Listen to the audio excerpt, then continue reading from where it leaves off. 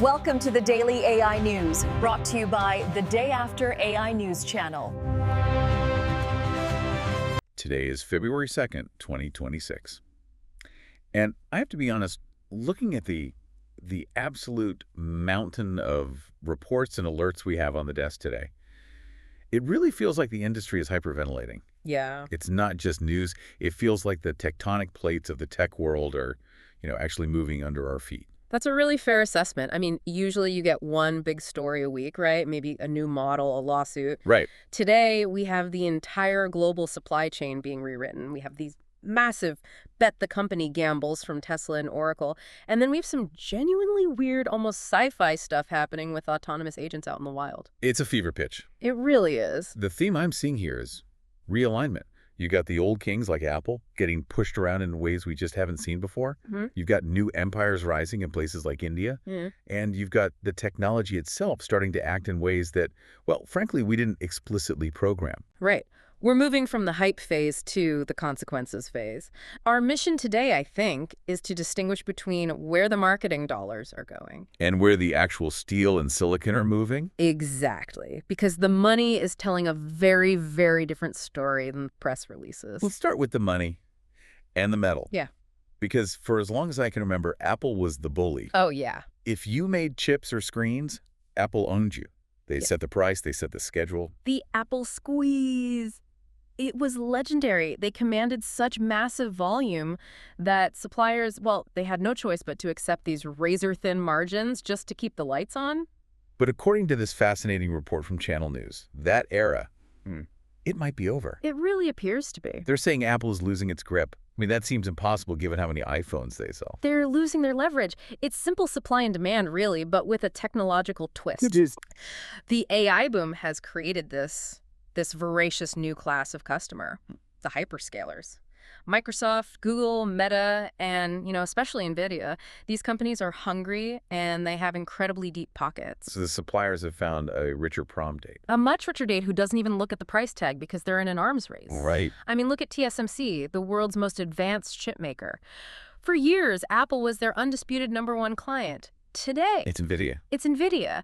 But the real pain point for Apple right now isn't even the processors, it's the memory, the DRAM. The report mentioned memory prices could quadruple by the end of the year. Yeah. That sounds like hyperbole. It's not, and here's the technical nuance that matters. AI requires something called high bandwidth memory, or HBM, Okay. and it is incredibly difficult to manufacture. It takes up a lot of physical space on the production line, so companies like SK Hynix and Samsung, they're diverting all their best lines to make this HBM for NVIDIA's GPUs. Because the margins are huge. They're massive, which leaves fewer lines making the standard memory that goes into, say, an iPhone. My iPhone, exactly. So supply drops, demand stays the same. Prices skyrocket.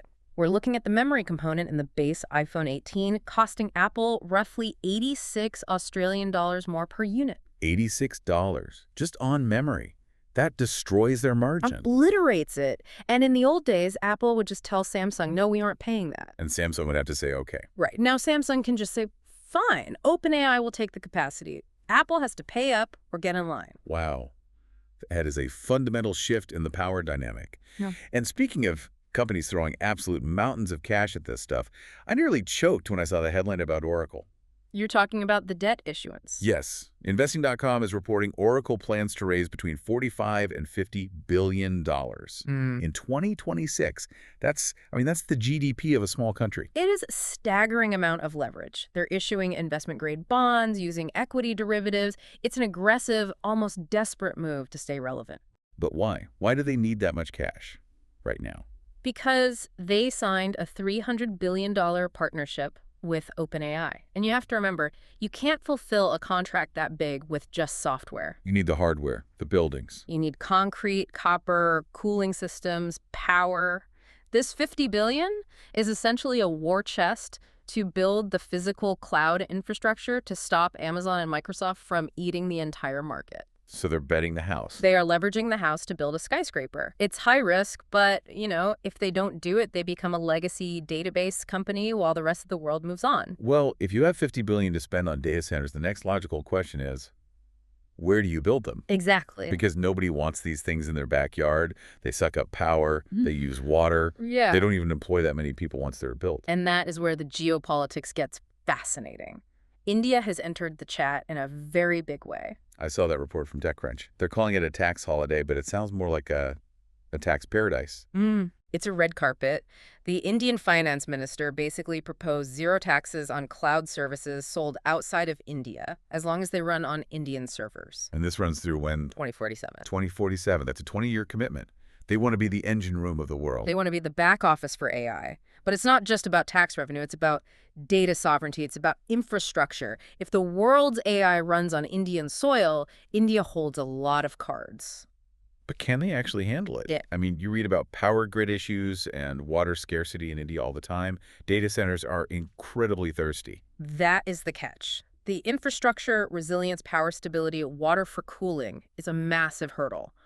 But Google, Microsoft, Amazon, they've all committed billions there already. So they're betting that the tax savings are big enough that they can just solve the power problem themselves. That seems to be the bet. It's like a global game of risk. Okay, so we have the infrastructure wars, chips, cash, and land.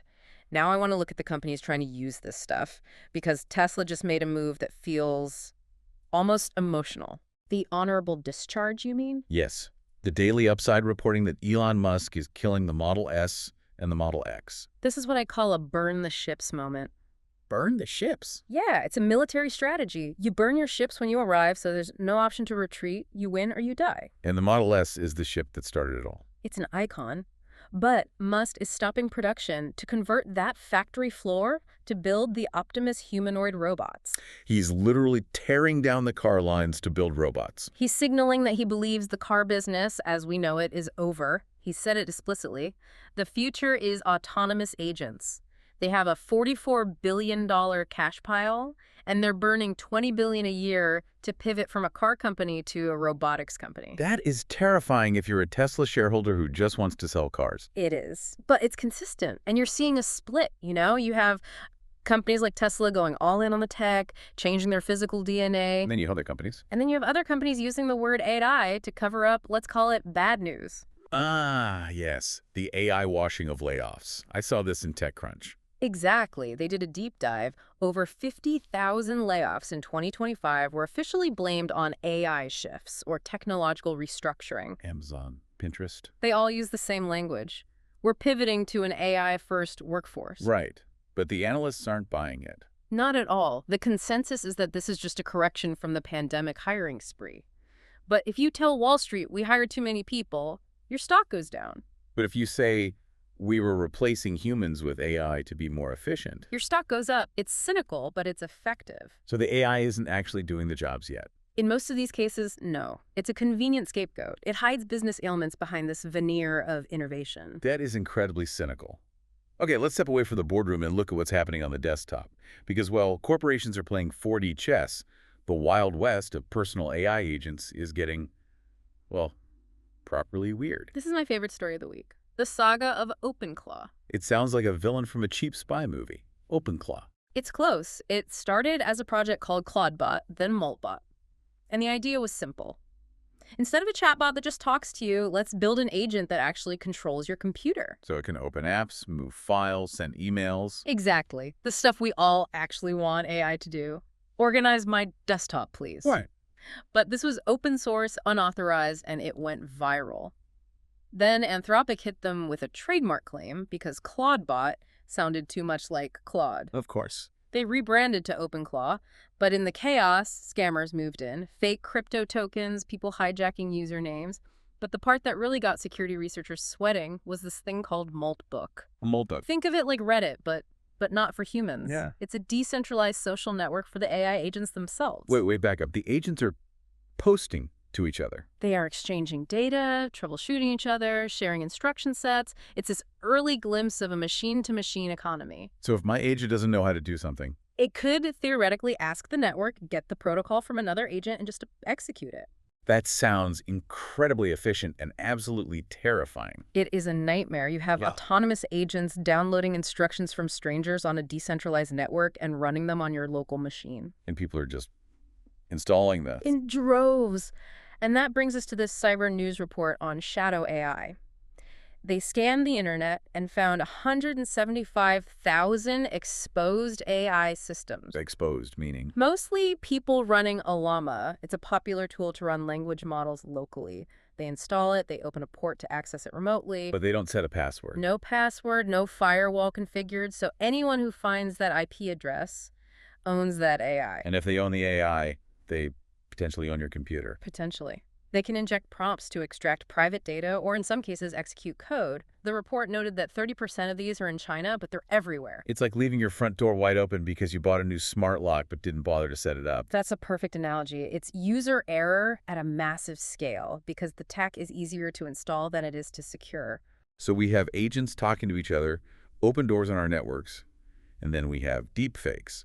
There was a story out of Japan that just highlights how the legal system is failing to keep up. The dancing politicians. I laughed when I saw it, but the implications are, they're not funny. No. This is ahead of the February 8th election in Japan.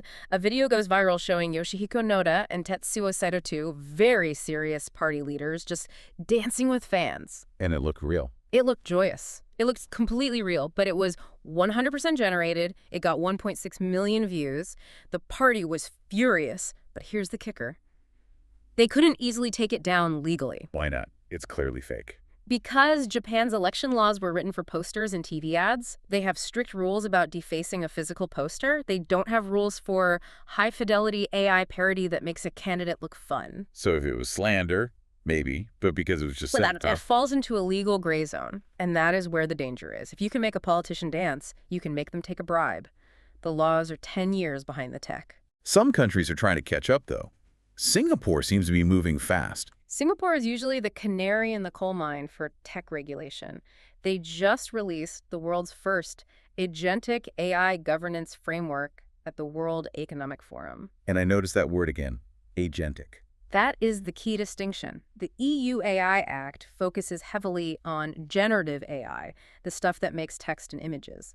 Singapore is looking at agentic AI. The stuff that does that. Exactly. Like OpenClaw, if an AI creates a bad image, that's one problem. If an AI executes a bank transfer or deletes a database, that's a totally different risk profile. Their framework demands human accountability for actions, not just outputs. That feels like a necessary distinction. We need guardrails for the doing, not just the saying. I'm sure. Speaking of guardrails, let's talk healthcare. Because if there's one place I want strict rules, it's with devices that are reading my x-rays. You would hope so, but a recent analysis of the FDA data is, it's a bit unsettling. What did they find? Well, on the surface, the volume is there. Over 1,200 AI and machine learning devices are now FDA listed. The vast majority, about 77%, are in radiology. So AI spotting tumors. That sounds like progress. It does. But then you look at the evidence. The study showed that less than 2% of these cleared devices were supported by randomized clinical trials. Wait, what?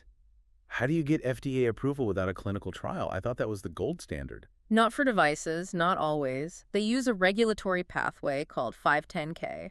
Basically, you don't have to prove your device is better. Just that it's similar. You just have to prove it's substantially equivalent to a device already on the market. That sounds like a massive loophole. It's a fast track designed for minor updates, but it's being used for new AI. Company B just has to say, ours works like Company A's. They don't have to prove their AI leads to better patient outcomes in a live test. So we have this evidence gap. We're deploying tools on the assumption they work, because they look like other tools that we assume work. Precisely. And in medicine, assumptions can be really dangerous. It seems like measuring how smart an AI is has become a problem across the board. I saw a story about a new benchmark with a very dramatic name, Humanity's Last Exam. Yes, this is from a paper in Nature. We've run into this problem where AI models are just acing all the old tests, the SATs, the bar exam. They're too easy now. So they built this last exam to be impossibly hard. And how did the AI do? Well, when they launched it in early 2025, the best model, GPT-4o, failed miserably. It scored 2.7%. Basically random guessing. Okay, so we're safe from the superintelligence for a while. Well, that was last year. The new Gemini 3 Pro preview just scored around 38%. Wow, that's a massive jump in 12 months, from 2% to 38%. It looks like exponential growth. But experts are arguing that the models aren't actually getting that much smarter. They're just cramming. Like memorizing the textbook. Essentially. The training data is so vast now, it likely includes the very papers and problems the test is based on. It's called data contamination. The AI isn't solving the problem. It's recognizing the question and retrieving the answer. So it's the student who memorized the answer key but can't actually do the math. Exactly. And it creates this illusion of intelligence that could be really misleading. Well, I want to end on something that isn't an illusion. Something grounded, literally grounded in the dirt. Because despite all the hype, there are people solving real problems. You're talking about the cowboys. The robot cowboys. Tell me about Grazemate. This is a fantastic story. It's a startup from the Australian outback, founded by a 19-year-old named Sam Rogers. 19. He built a system of autonomous drones to muster cattle. And this isn't just a remote-controlled toy. The AI uses reinforcement learning to mimic stockmanship. Meaning it knows how cows think. It understands pressure. It knows if you fly here, the herd turns left. If you get too close, they stress out. It's replicating the instinct of a human farmer or a sheepdog, but from the sky. That is the definition of agentic AI that actually adds value. And Y Combinator agrees. They just backed him in a $1.2 million raise. It addresses a massive labor shortage in agriculture. It's practical. It's not trying to write poetry. It's just moving cows. I love that. From shadow AI hacking your desktop to cowboy AI in the sky. It covers the spectrum. We also had a brief mention of a company called No Stage. Right. French tech, now in Australia. Similar concept of physical awareness. Their AI tracks performers on a stage in 3D space. No sensors, no beacons on the actor. And it automatically points the spotlights and triggers sound effects based on where that person is. Again, AI interacting with the physical world. That's the trend. The screen is becoming less important. The physical environment is becoming the interface. So if we step back and look at the whole picture today, we've got supply chains breaking, companies pivoting, software getting loose in the wild. It's growing pains. We are past the novelty phase. Now we're dealing with the messy reality of integration. We're finding out where the power grid fails, where the laws fail, and where security fails. And before we go, I want to circle back to something you mentioned earlier, a concept called cognitive debt. It felt like a heavy note to end on, but an important one. Yeah, it comes from a really thought-provoking article in The Transmitter, and it challenges the very premise of using AI to do our work. How so? The argument is that writing isn't just a way to transmit information. Writing is thinking. The struggle to articulate an idea is how your brain actually processes and understands that idea. So if I ask ChatGPT to write the memo, You get the memo, but you don't get the understanding. You skip the busy work, but you also skip the neural restructuring that comes with doing the work. That's cognitive debt. You're borrowing leverage today. but you might find yourself intellectually bankrupt tomorrow. Because you no longer know how to think through a complex problem from scratch. That is something I am going to be thinking about all day. Are we buying time, or are we selling our own competence? It's the question of the decade, isn't it? On that cheerful note, we're out of time. Thank you for helping us navigate the chaos today. Always a pleasure. Before you go, please subscribe to the podcast Pray. And if you enjoyed today's episode, hit like to support us. Thanks for listening and see you next time.